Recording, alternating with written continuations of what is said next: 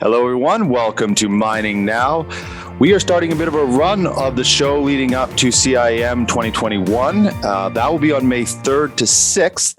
So I don't know if there's a more appropriate way to kick off sort of this stretch of shows by focusing on leadership. But I would say CIM has taken a leadership role in the industry by really investing time and effort into making this event possible. And I think it's going to be great for everyone.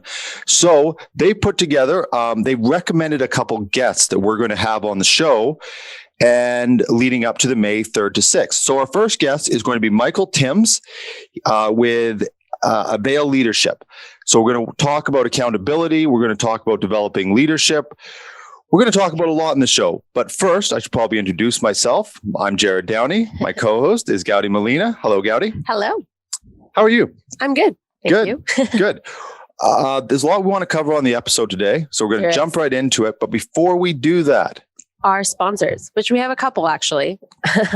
So first up, we have Radai, is a high-tech company which offers cutting-edge geophysical measurement services using unmanned aerial vehicles. Radai's tailor-made field survey services consist of magnetic field measurements and data processing, geophysical data processing and modeling, thermal and infrared imaging, aerial digital elevation models and volume estimations, as well as lots more. Radai services are suitable for a wide variety of applications like mineral exploration, geological mapping, environmental monitoring, and more. Visit their website at www.radai.fi. Once again, that is Radai, RADAI.fi, to learn more. Next up, we also have Savannah Equipment. Savannah Equipment supplies new and used mining equipment around the world, from placer to underground to ore processing plants. They have gold concentrating tables, trommels, and mineral jigs in stock now to take advantage of the high gold prices. You can visit them at savannahEquipment.com, where you will find more equipment every day. We also have Opit Blast. Opit Blast develops technologies that optimize mining operations, helps projects become more profitable, and save people's lives. For example, the Opit Dev gives accurate and fast boreholes diagnostics. The new solution presented by Opit Blast is a quick way to take a measurement of a quarry borehole. Opit Dev incorporates a number of innovative features, including wireless communication to your smartphone. To learn more, go to opitblast.com and make sure to check out their upcoming episode on Mining Now. We also have PowerZone. When you need a specialized team of world-class engineers for your oil and gas pipelines, dewatering, or any fluid handling needs, you want to visit powerzone.com. In addition to their inventory of rebuilt pumps, motors, engines, they also have an amazing team to design and engineer your systems, no matter the challenge, no matter the location. Get in the zone with PowerZone. Visit them at powerzone.com. And last but not least, of course, we couldn't forget CIM. Please remember to mark it in your calendars, May 4th, 3rd to 6th. It's the CIM 2021 Convention and Expo, and it's a virtual event. It has never been easier to attend, so get insight from industry leaders like Anglo American's Mark Cutifani, Caterpillar's Denise Johnson, or Torex Gold's Jody Kuzenko, and many more. Exploring mining operations through virtual site tours, find the solutions and the expertise you need with technical talks, Q&A sessions, and the CIM Expo, which is Canada's mining marketplace. Again, May 3rd to 6th. You can register today at CIM.org. All right. thank you, Gowdy. There's a few ads on that one. Yeah. I think they asked the wrong person to host their plenary session. So yeah, if you're not sick of seeing my face yet, by the end of CIM 2021, you will be tired of it. I guarantee it. Michael, welcome to the show. Thanks for joining us. Thanks, Jerrod, for having me. Glad to be here. Yeah, where are you based out of, Michael? Based out of Vernon, BC. Oh, we just had Cal Tire on a little while ago. They're out of this. Yeah, there you go. Yeah, they're my neighbors. It's been a while since I've been out to that very beautiful part of the world. It's not quite as fun to travel there. where are you serving clients all across Canada, or where is sort of your reach? Yeah, no, I serve clients all across Canada and the United States. Was it a big pivot for you? Were you already doing a lot of remote type work, or has this sort of have you had to adapt quite a bit? I was doing a little bit of remote work, but no, I've adapted to fully virtual, and actually found that there's actually been a lot of advantages going to fully virtual, not just for me, but also when I provide training and for clients, it actually works out quite well. Yeah, I mean, you certainly pack more into a day when you're not having to get on a plane and fly over to the US and things like that. Yeah, for sure. It's been great.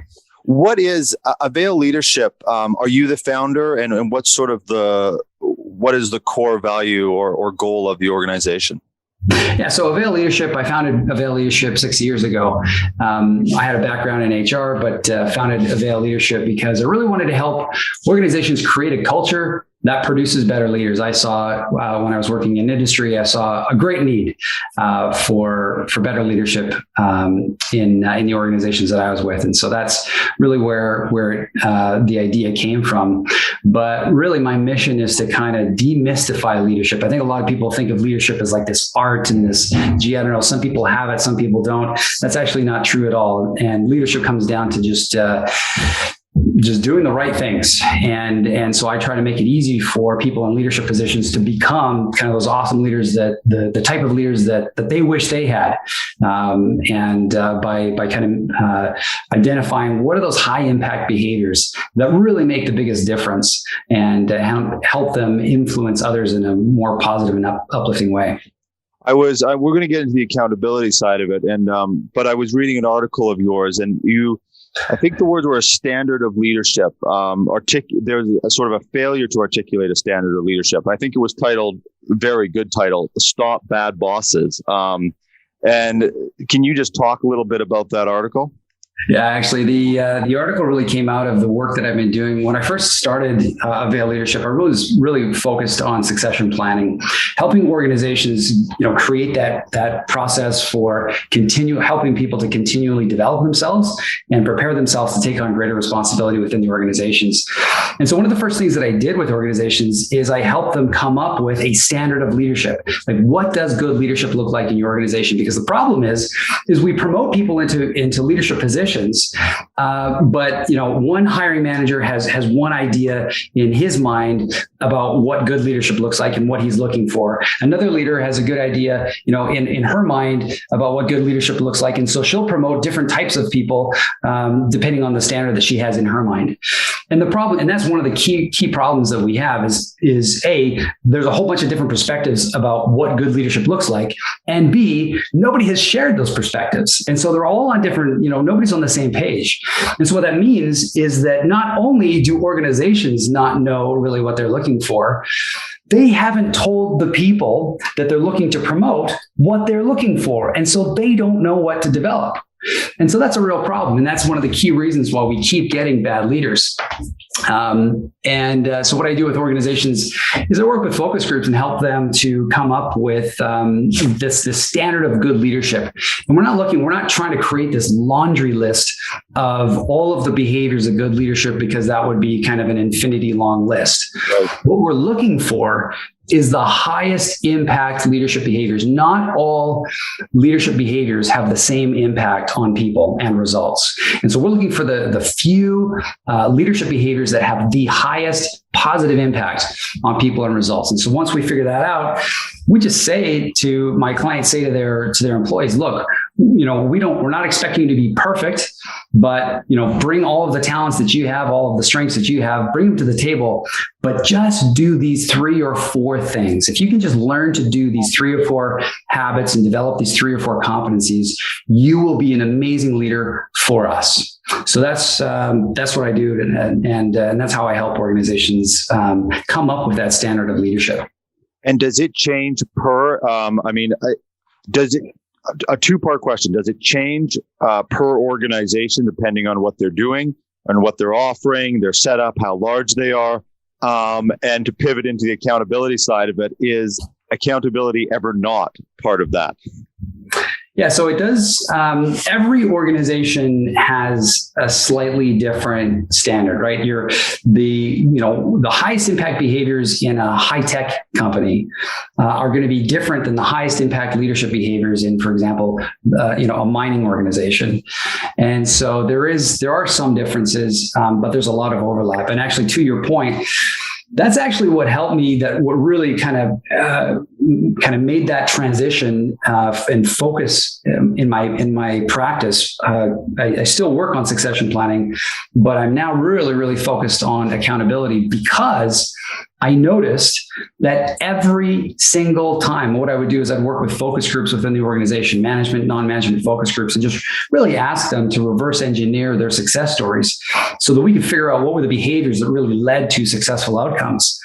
And I tell you what, as far as I can remember, we're at 100% of the time when we did this. And I've done this with dozens and dozens and dozens of focus groups, possibly hundreds of focus groups.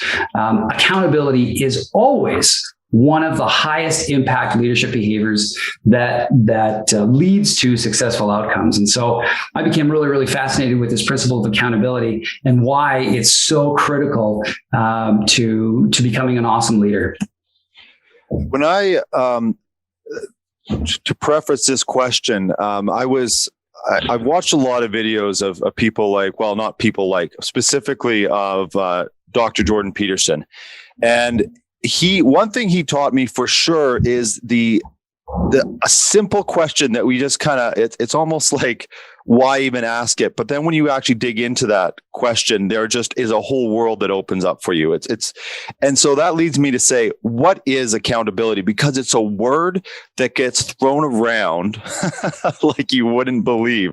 I pretty much hear it in any time I talk about leadership and accountability, and you just hear it. It just gets kind of thrown in there and everybody kind of agrees and goes, yeah, we need to be accountable. So I'm just going to ask the question, what is accountability? Yeah, so it's kind of an interesting question, because when I speak to CEO groups across the country, and when I speak about accountability and ask them, about their feelings about accountability, everybody has positive feelings about it. It's great. We need more of it. But it's interesting when I talk to people who are perhaps kind of lower down in the totem pole and maybe non-management positions, I get mixed reactions, and some people are afraid of it. Some people are like, "Oh crap, not this accountability discussion again." And it's because people have been beaten over the head with accountability, I think, by their leaders, as well as I think people have learned to fear accountability because of the way it's used kind of in pop culture and in the media. For example, when you read sometimes in the headlines, you'll see, this politician needs to be held accountable. What you're really reading, what you're really hearing when you read that sentence is, this politician is to blame and they must be punished. Right. And so that's really kind of the problem that we have created when we have used and misused this term accountability, is we're actually unintentionally teaching people to avoid and fear the very thing that's going to make them and the organization successful. So the first thing is I like to clarify what accountability is not. It is not blame and punishment. Okay, that's not what it is. Another thing that kind of gets confused with accountability is the word responsibility. And responsibility and accountability, they're linked, but they are very different things. And it's important to get clear on what the difference is between responsibility and accountability. So responsibility is taking ownership of activities, right, or tasks. And so if you're doing everything on your job description, you're a responsible person. If you are a parent and you provide your children with a house and clothing and food and love and safety, you are a responsible parent. So that's great. We want to be responsible. We want responsible employees. But accountability is a little bit different. Accountability is taking ownership of results. Okay, we're not as concerned about doing everything on our checklist. We're concerned about getting the right results. And the difference between accountability and responsibility really was made clear to me one time when I was working in industry, there's a payroll administrator, and she was quite possibly the most responsible person in the company, right? She made sure to do everything to the letter of the law. And in fact, when you'd ask her to do something, she'd say, hey, can you put that in an email for me so that I can just make sure to do it perfectly? And that's great. But I'll tell you what, and her name was Diane. And any time though, we didn't get the results that we were looking to get, right? Anytime that, things went sideways, Diane was the first to say, I only did what you told me to do. Look, it's right here. And I just did what you told me to do. Right. She was responsible, but she wanted nothing to do with accountability. And the problem is in organizations, I think we're unintentionally training people to be so responsible that we're siloing them and, in their own domain, and they were putting blinders on people and say, look, we didn't actually hire you just to do your job. We hired you to get certain results and to help the organization win. And so that's really what accountability is about, is saying, hey, look, you could do everything on your job description and still not get the right results. That's not what we want. We want you to focus on the results. And that will mean that, hey, we're going to, even if maybe, I'm supposed to do something that's going to help my department, I'm going to be more focused on helping the organization and helping the team win. Is that that approach, is that something that's, how to say it? Is that a culture that's brought in by the leadership, or is that an individual thing that people bring with them because of sort of how, just sort of how they receive or how they confuse accountability with responsibility? Where does it start, do you think? I think that you'll probably find that attitude a little bit more ingrained in union environments, where people are, conditioned to be like, no, just focus on the job description and that's all you got to do. And so that might be a challenge for organizations in union environments. But there is hope. And there are things you can do to make it more likely that people will take accountability and focus on accountability. But I think it's both, actually, Jerrod. I think that some people are born to be more and raised in such a way that they turn out to be more accountable people than others. But I also believe that there are many things that leaders do unconsciously that make it harder for people to step up and take accountability, and make it harder for people to focus on the results instead of focusing on their tasks. It's really a tricky thing, and honestly, for me coming into this interview, that word accountability versus responsibility, the way you've laid it out, it's very obvious. But I would probably put those two words together. I won't now after this interview. But when you go in, I mean, is it a lot of? And I guess maybe this is a better way of asking it. Is a big part of your job when you're going in to just help people separate those two things? Because you can say it in theory, but actually making it part of the culture to separate those two things, that seems to be the real challenge. Yeah, and I think one of the best ways really to address that is the problem is I think a lot of people have different definitions of what accountability is. And what I do with organizations is I help them to just say, look, here's a very, very simple definition of what accountability is. And if you can just share this with the organization and refer to it often, it will start to help people shift their mindset.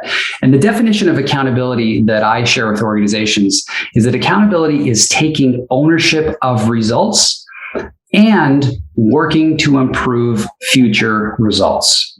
So there's really kind of two parts to accountability. It's a very simple definition, but there's a lot in that. Taking ownership of results, we're talking about taking the initiative, having pride in your work, caring more about the outcomes than the tasks. That's taking ownership of the results, as we talked about. But working to improve future results is an essential other part of accountability. Accountability is not just concerned about getting the right results now or for this quarter. Accountability is saying, look, it's about sustainability and having sustainable positive outcomes. And so you want to be doing things like learning from your mistakes and sharing some of the things that went wrong so that we can all learn from them, so that we can be better in the future, so that we can provide better service in the future.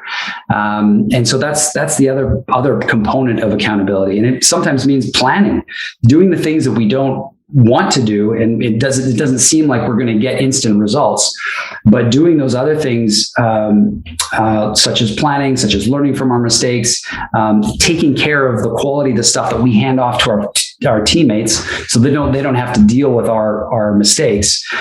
That's about long-term sustainable thinking, and that's the second part of that definition of accountability.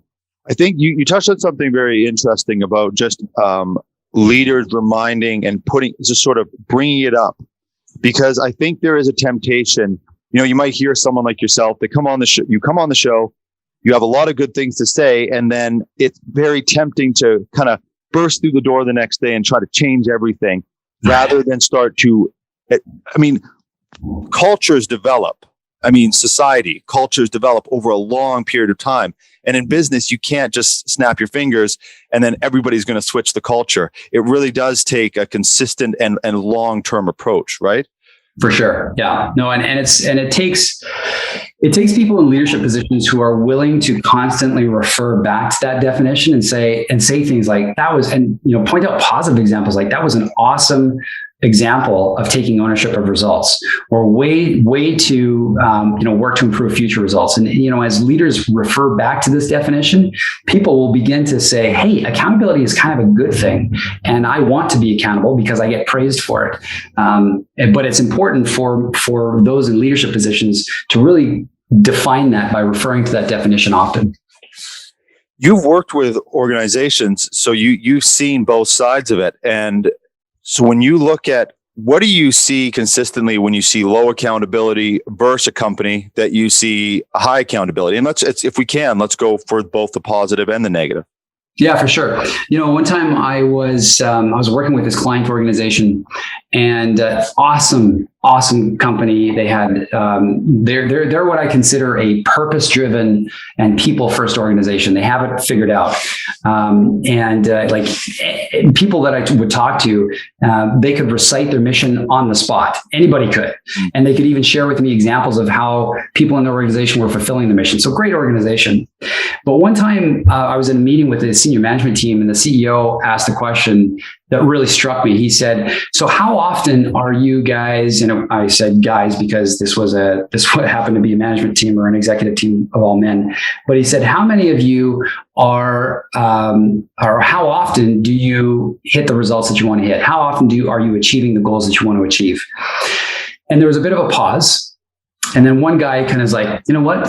We're probably about 50-50. We're about, we're hitting our goals about 50% of the time. And the rest of the people around the table nodded their heads in commiseration. Yeah, we're probably about 50-50. And as a consultant sitting here, my jaw about hit the floor. I'm like, are you kidding me? This is an amazing organization. How can you only be hitting your goals, half the time, and you're missing your goals half the time?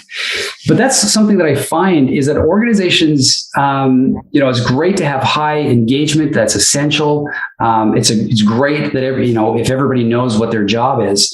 But one of the key problems with organizations and a key yellow flag is that if organizations are not meeting their goals, if they're missing deadlines, if they're not, if employees are not getting along, if there's unproductive conflict between teams, if managers are not addressing poor performance, there's finger pointing, us versus them, people who are making excuses. These are all I would say yellow to red flags that you have an accountability problem.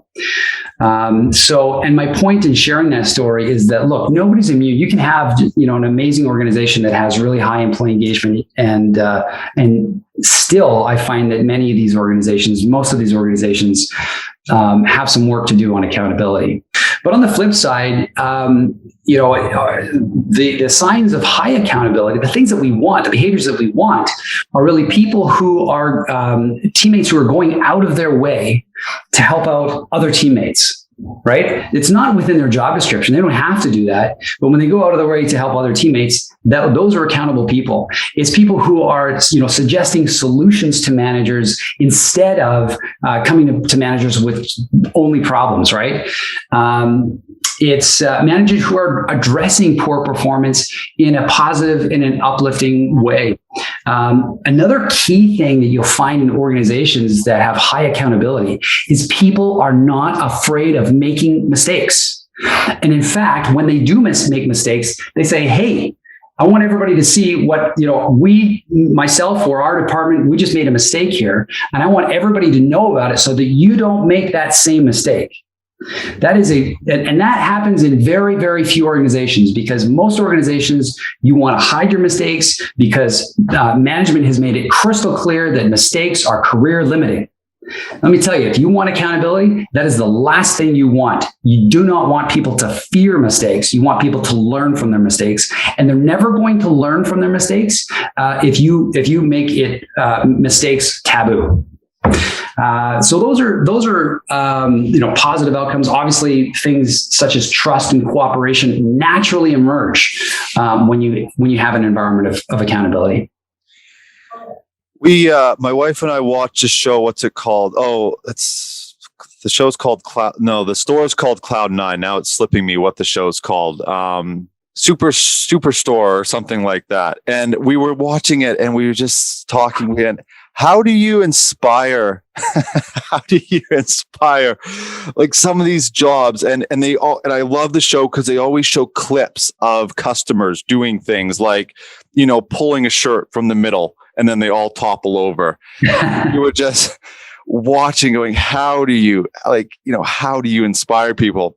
And then you've got some of that. You sent through a presentation I got to look through, and on the heels of me watching that show, and of course, I mean, in this environment where we're not seeing each other in person, site visits are harder, all these types of things, especially in this heavy industry, mining and things like that.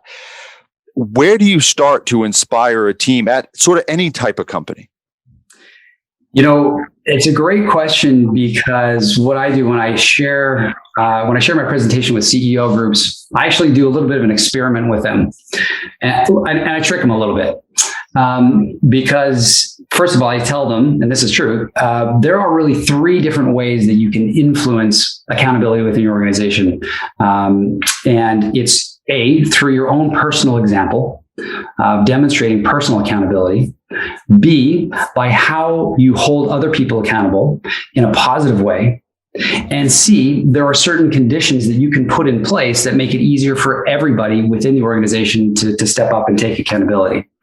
And so what I do is I ask CEOs, when I'm doing this presentation with them, I say, hey, we don't have time to talk about all 3 of these domains. If you had the option of which to choose, which would you choose to learn about? Do you want to learn about how to better demonstrate personal accountability, how to hold other people accountable in a positive way, or how to put in place those conditions of accountability? And always, again, this is 100% of the time, we use this live polling app, and I can go through, I have the data, 100% of the time, it's either how do we put in place the conditions of accountability, or how do we hold other people accountable in a positive way? It is never, I'd like to learn how I can demonstrate personal accountability better. Never. But the reason why I do this is to illustrate a point. You cannot create a culture of accountability until you, as the leader, are setting the highest standard possible of personal accountability. Nobody's going to listen to your message about accountability unless they see you demonstrating it. Now, most CEOs are thinking like, well, hey, I am the model of accountability. But what I've discovered is that there are many things. There are a handful of things that CEOs can do, and anybody in leadership positions can do to make it easier for everybody to take accountability. The most important thing that they can do is to set that standard of accountability themselves. Nobody is going to demonstrate accountability to a higher standard than the leader. So leaders need to make darn sure that they are setting the highest possible standard. And we're all naturally wired to say, when there's an accountability problem, we're all naturally wired to say, yeah, Michael, I need you to come in and fix my employees because they are not being accountable. The problem is out here, right? And there's a great quote that Stephen Covey said that I love. He says, anytime that you think that the problem is out there, that very thought is the problem. Accountability starts with the people in leadership positions. And so that's really where you start. And so I'll work with organizations, first of all, to help the people in leadership positions know what are those high impact behaviors that they can do to really set that standard of accountability before we talk about the other ways to demonstrate or the other ways to create that culture of accountability. Does it get more challenging to when you have that discussion, especially if you're working in an organization? There's one CEO, there's a handful of C-level executives. Is it easier to go into a management team, or when you get into that C-level, does it become even harder to sort of, I guess, need that out, get them to look at some of those accountability and the way that they're approaching things and making adjustments? Does it get harder in the higher levels, or is it actually getting easier? Are they more self-aware and easier, more able to adapt? That's kind of an interesting word you used. Are they more self-aware or less self-aware? And actually, the research has shown, brace yourself, but the research has shown that self-awareness tends to increase until you get about to the management level. But after the frontline manager, self-awareness decreases every next step of the higher up you go in the hierarchy, the less self-awareness you tend to have, until the CEOs typically have the least self-awareness in the entire organization. And the reason is because they get the least amount of feedback. Nobody's telling the CEO what they need to do better. And so that's a very interesting observation that you had. But I'll tell you what, the way that I get around that is that I make it clear that if anybody wants to engage me, and if anybody wants to learn about these principles that I teach, there's a rule, and the rule is executives have to be at all of the training.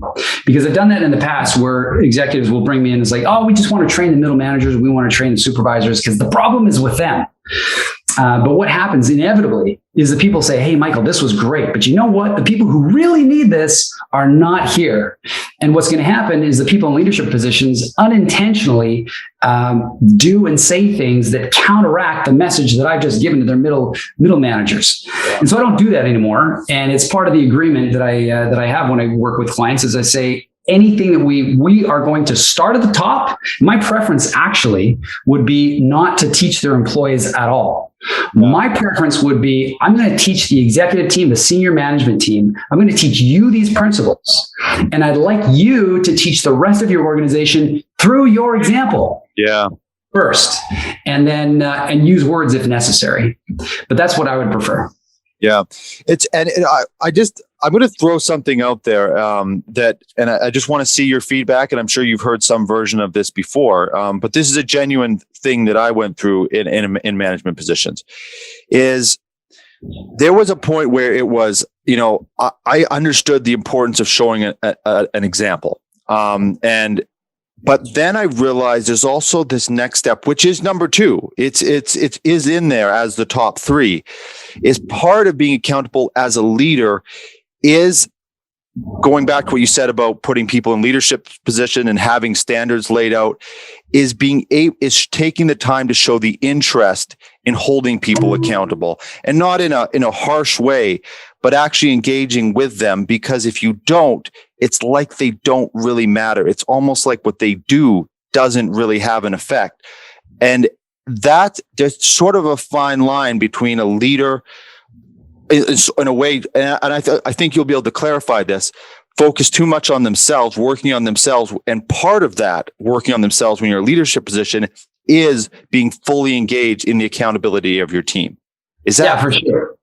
Oh, absolutely. And I mean, it goes back to, like I said at the beginning, when we're creating the standard of what does good leadership look like, and it's about demonstrating personal accountability. It's holding other people accountable in a positive way. It's creating those conditions of accountability. For sure, that is one of the key responsibilities of somebody in a leadership position. And when you talk about holding other people accountable, really, the 90% of holding other people accountable is doing things to set them up for success.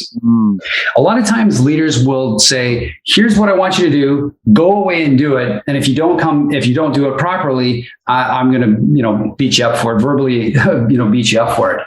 That is not demonstrating accountability, and that is not holding people accountable in a positive way. Holding people accountable in a positive way is really about setting them up for success, being crystal clear about what you're trying to accomplish, giving them the option of how they, some choice about how to accomplish it, meeting with them, as you mentioned, on a regular basis, taking the time to sit with them at the end and say, hey, you assess yourself based on these outcomes that we said that we wanted to achieve, or that you wanted to achieve. Is doing those things, and it's taking the time to if you really care about the people who are working for you, you are going to take the time to set them up and I know some people will say, oh, that's handholding. Well, you know what? That's the job of a leader. Yeah. Right. If you don't think that, holding people's hands and helping them to be successful is part of your job, then you are in the wrong job, Buster. Yeah. So anyways, those are some of the things that you can do to help people be accountable. Do you have a way that people could going back to that self-awareness, do you have a way that people could sort of go through like some sort of checklist that sort of outlines sort of where someone's at? Yeah, for sure. There is, I actually have a personal accountability survey, and I'll do this when I have a little bit more time with CEO groups. I'll actually walk them through this and have them complete the survey just to figure out kind of where they're at before I actually get into, okay, this is where you're at as far as demonstrating personal accountability. Let me share with you the 3 highest impact things you can do to set the highest standard of accountability. And that's kind of my lead in to sharing those 3 key habits. I wonder if we can swing it around a little bit, because we focused on that leadership side, but swing it around, because you are working with people. Do you just work with people at least a management level, or do you work with a team of engineers that have one manager, there's 10 engineers, and then there's a couple different divisions? Are you dealing with the whole organization, or where do you sort of come in? Because I just want to talk a little bit about the flip side of a lot of people that watch are their employees. They aren't in a management position, right. It's easy to sort of feel like you're being dumped on, so I kind of want to swing it around a bit on them. Yeah, sure. The principles that I share about how to demonstrate personal accountability, ideally we want the leaders to be demonstrating those principles first, but that's not always the case. And the principles that I teach about how to demonstrate personal accountability for sure apply to everybody. And the amazing thing is as you demonstrate personal accountability to a high degree, you're going to find that not only is it kind of like a secret formula to success, but it's also going to increase other people's respect for you. And then your leaders will start to think, or the people in leadership will start to think, that's precisely, they won't know why, but they'll just look at you and be like, you're the type of person that we want in leadership positions. That's the type of, and so you'll see that those people tend to get promoted. That's ideally what we want. And because we need people with more accountability promoted into leadership positions. So yeah, absolutely. Everything that I share is applicable to people at all levels. I think it's very again, going through your slide, I saw this. It was quite funny. They're holding "I'm a victim" cards, And I think it's really easy to, I've been an employee and I've been a manager. So I've been on both sides of it, and it's really easy to feel like the victim. And I just wondered, just because you've had that experience of coaching people and training organizations, how do you sort of get out of that feeling? Because once you're there, it is difficult to not to say, okay, I'm not going to be the victim anymore. Where would you sort of start? Well, what I do is I share with people, we all know those types of people who are always complaining about how life is so unfair to them, right? And we never think that we are that person. But I know this lady, she's probably the most abrasive person I've ever met in my life. And every time I talk to her, she's always talking about her 3 ex-husbands who are just deadbeats. She was talking about her kids who don't respect her, talking about her boss who's so mean to her because he expects her to bring a doctor's note to support her absence and stuff like that. The world is just so mean to me. And this whole time that I'm listening to her, I'm thinking, you know what, lady, you are the cause of most of your problems, but you just refuse to see it. And the thing is I think we all know somebody like that, but we never think of ourselves as that. And I'll tell you what, the problem with blaming, and really what a victim is a victim that says, look, this lady would say, if my 3 ex-husbands don't magically become great guys, well, my life is just going to suck for the rest of my life. And there's nothing I can do about it. If my children don't magically begin respecting me, then, my life is just going to be terrible. And the problem is when you enter into that victim mentality, what you actually do, you literally give away your power to overcome your problems to the people or circumstances that you blame for your problems, right? If you don't own your problems and say, you know what, I probably have contributed to my problems, and which means that I probably have some influence in changing my outcomes. And so that's really where the power comes from in demonstrating personal accountability is you actually retain, you take power back when you own your own problems and stop blaming other people and circumstances for your problems. And you might say, hey, look, maybe a lot of my problems are in fact coming from the outside.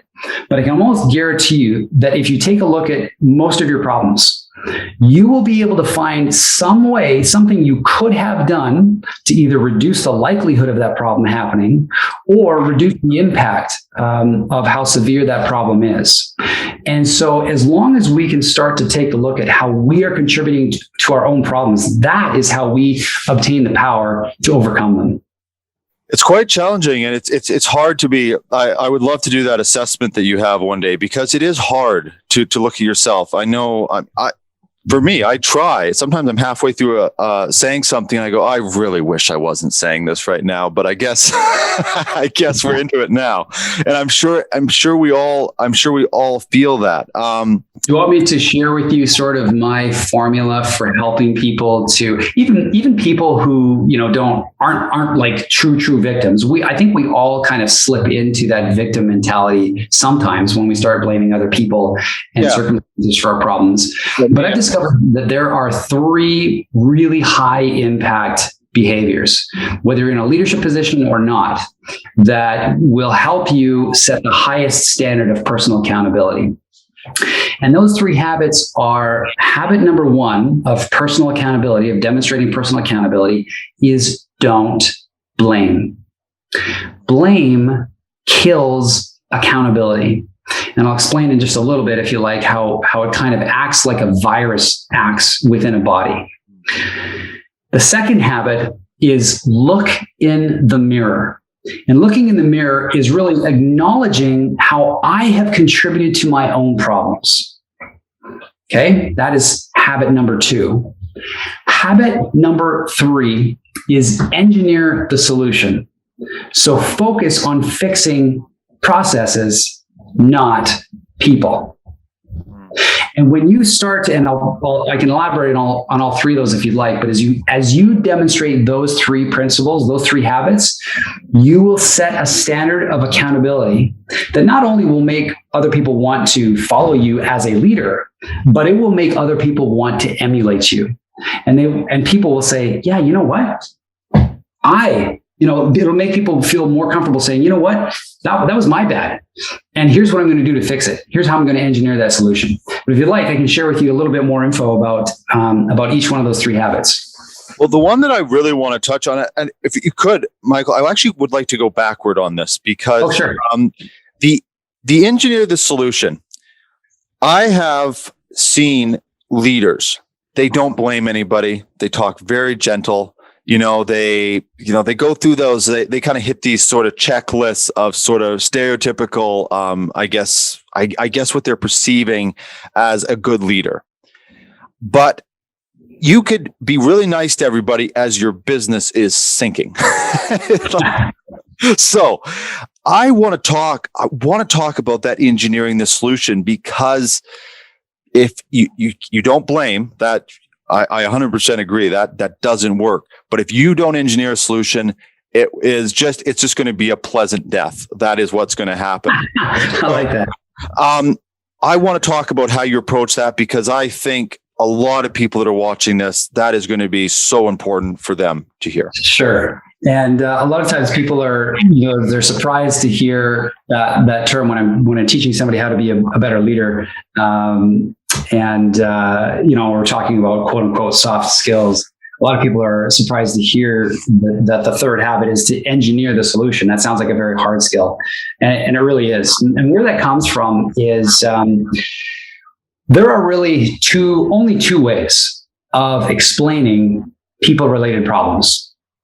The first way is called the person approach. And the person approach really states that people are the cause of most problems, right? Once you get human beings involved, that's the problem. Right. And the solution then is just, if we just rub people's noses in their mistakes sufficiently, then they'll learn from them, right? That's the thinking. And that's how we solve problems if we're stuck in that person approach mindset. But there's another approach. And the other approach is called the systems approach. And I'm sure many of your viewers have heard of systems thinking. And the systems approach says that people-related problems are the result of bad systems. People make more mistakes when their environment does not support them making the right choice. And so what Engineer the Solution is really all about is adopting more of a systems approach mindset to problems. And one of the greatest things that you can do, because a lot of people will say, well, how do you stop blaming? How do you stop blaming people when that's kind of your knee-jerk reaction, right? And we are, in fact, biologically and psychologically wired to default to that person approach. Oh, there's a problem. Who's the idiot closest to the mess? Let's blame them, right? But the way we get away from that is to adopt a systems approach mindset. And I call this the systems approach mantra. And it is this: weak leaders ask, who is to blame? Strong leaders ask, where did the system break down? That is your secret weapon, and I encourage you to memorize that mantra. Weak leaders ask, who's to blame? Strong leaders ask, where did the system break down? Because when you ask that question, what it does is it engages the frontal cortex. The problem with blame is that people immediately get defensive, and they want to defend and they want to argue with you when you're going to blame with them, or when you're going to blame them for problems.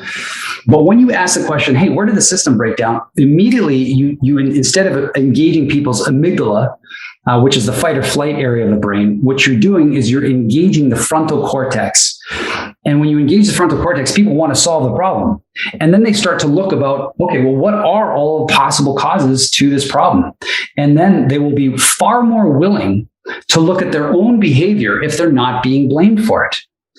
But that is really the engineer the solution approach, is to look at the external environment. Actually, I'll give you an example, really, and it's kind of where the systems approach came from. The systems approach emerged right around the end of World War II. And the U.S. Air Force discovered that they had a lot of planes crashing unnecessarily. There's a lot of unforced errors. And so naturally, they just assumed that they had some idiot pilots, right? These dumb pilots who are crashing the planes. There's no mechanical error. It's got to be human error, right? And so they brought in these consultants to really help them hire less error-prone pilots. So these consultants came in and they took a look at the planes and they did their analysis. They did their investigation. And what they discovered is it's not the pilots. They took a look at the cockpits and they discovered that it is poorly designed cockpits. And so, for example, they had kind of the flap and the landing gear gauges or levers were right beside each other. They looked the same. They felt the same. And so it was real easy for somebody to grab the landing gear when they thought they were grabbing the flap. Well, that's a big problem, right?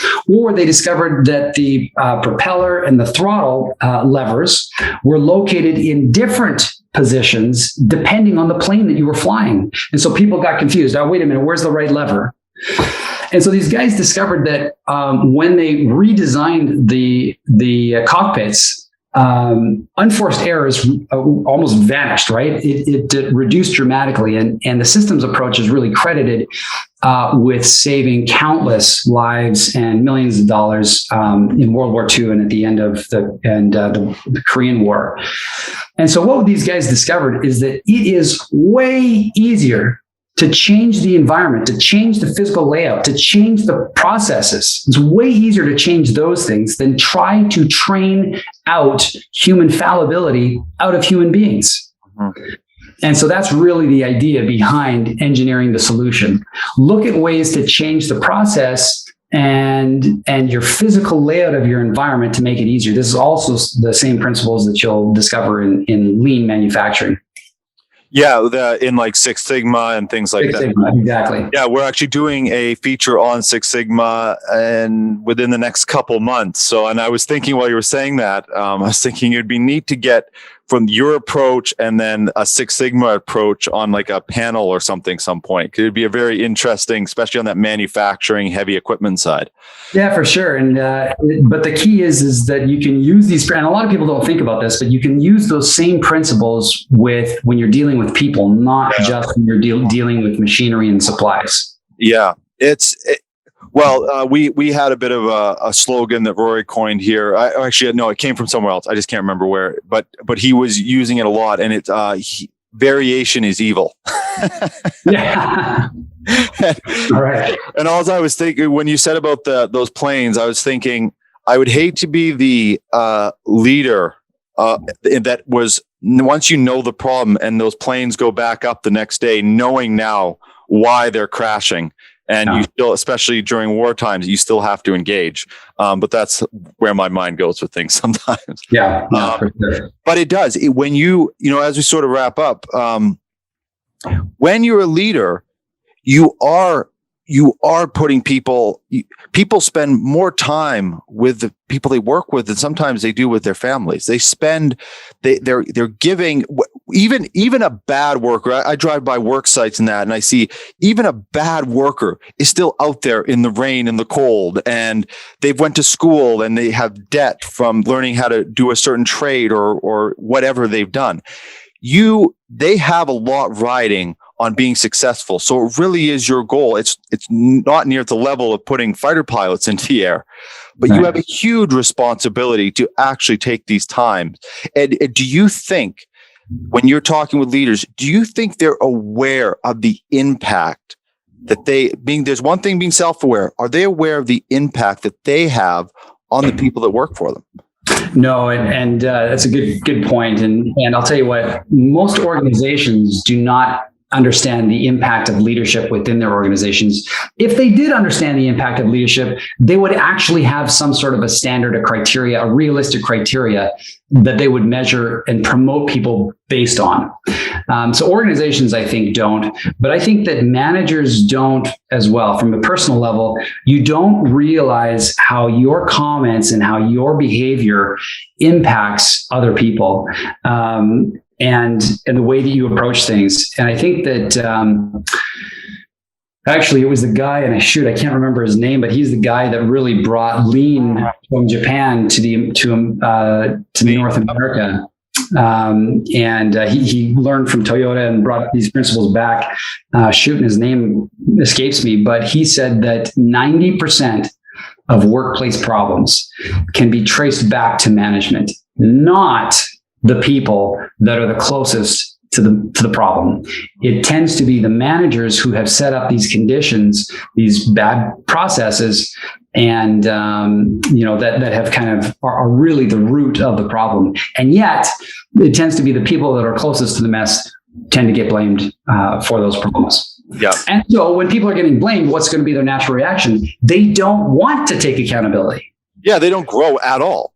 Right. They just won't do it next. They'll just follow, like that lady you said, they'll just follow the email. Look, I did it exactly right. No, that's fine. Yeah, I'm only going to do what you tell me to do and nothing more. Nothing more. That is why don't blame is habit number one. It does kill accountability dead. As soon as you start blaming people, nobody will want to take accountability if they think it's going to be a career limiting move. Yeah, Michael, I went into this interview. A couple days before I really start brewing over what the show is going to be and how the conversation is going to, and I kept looking. I was looking through your slides and I was going, okay, well, I don't really know how to approach this topic, so I hope he's ready. Because sometimes I just don't know how I'm going to meander through everything. So thank you for joining us. There was so much. It was we always pull clips from it. We could probably pull 3 or 4 from this interview, especially some of the stuff we talked about at the end. I'm going to pull that out so that people can see that engineering the solutions part. And how it relates to things like Six Sigma, which a lot of our viewers would be familiar with. So important. We're going to put links and tag you on LinkedIn. And then I hope people reach out to you, because at the end of the day, these are just businesses and money and the economy, which are very important things, but they all involve people and us as leaders. And hopefully myself, I get into this category. We need to realize how much impact we are having on the people that work for us. Right, for sure. Great. Thanks very much, Jerrod, for having me. Really appreciate it, and glad to be part of the CIM conference, and appreciate being here. Thanks. Thank you, Michael. Okay, Gowdy. I will stop blaming you for everything. That is hard to believe. And you need to stop blaming me. It's just a blame game over here. That's right. Oh, that was a fun interview. It was. Gowdy, where can people follow? I know you're going to put lots of links for Michael and everything, but where can people follow us, comment, and suggest more guests? These next 3 guests coming on are all suggested. These are all CIM has worked with us to bring these guests on, and they are picking some just perfect guests, and it's different from who we sometimes get on because they're obviously approaching it different than we are. So It's very cool. Where can people go to do all that? All right. Well, definitely subscribe to our YouTube channel so you don't miss a single episode. We've got 2 episodes a week on there, and many, many more coming. So please don't forget, subscribe to our YouTube channel. You can also follow us on LinkedIn and Facebook, all throughout social media, and contact us directly, info@crownsman.com. If you'd like to suggest a guest, want to be a guest, or if you'd like to sponsor. Perfect. Okay. Thank you, Michael. Make sure to check out Avail Leadership, their website. We'll have plenty of links. Please keep following and subscribe, comment, suggest guests. It is how we make the show happen. And thank you to all our sponsors. It is a huge help that allows us to keep on making this content. And hopefully you're getting the value back with all the people that are watching. Thank you, and see you on the next episode of Mining Now.